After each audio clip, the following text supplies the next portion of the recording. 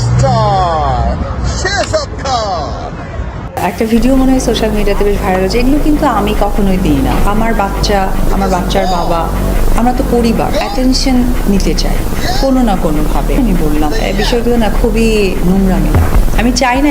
শাকিব খান যখন বুবলির ছেলেকে সুপারস্টার বলেছে, ঠিক তখনই অপু বিশ্বাস চরমভাবে ক্ষেপেছে শাকিব বুবলির উপর, এবং যা বলল সেটা শুনলে আপনার চোখ রীতিমতো কপালে উঠতে বাধ্য হবে।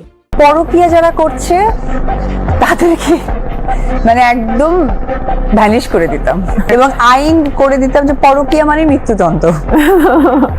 তাহলে তোমার আশেপাশের অনেক মানুষই ভ্যানিশ হয়ে যাবে। যদি আব্রামটা না থাকতো তাহলে তাকে আমি যোগ্যই মনে করতাম।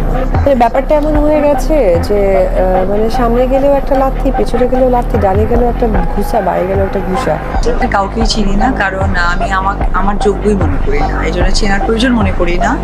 কারণ আমি তো তাকে নিয়ে সময় দিব, ঘাটবো, যাকে আমি মনে করবো যে আমার দরকার আছে, তাই না? হাট বা কি দেখতে যাকে ভালো লাগে না তার চলন বেকা, তাদের আবির্ভাবটা কেন আমার মাঝে, আমার সংসার। যাদের একেবারে শিক্ষা দীক্ষা লেসহীন, তাদের নিয়ে আমি আর সময় টুল কথা বলতেই চাই না। না মানে কোনো কাজে না, এবার ঈদটা ফাঁকা যাবে, কোনোভাবে ফাঁকা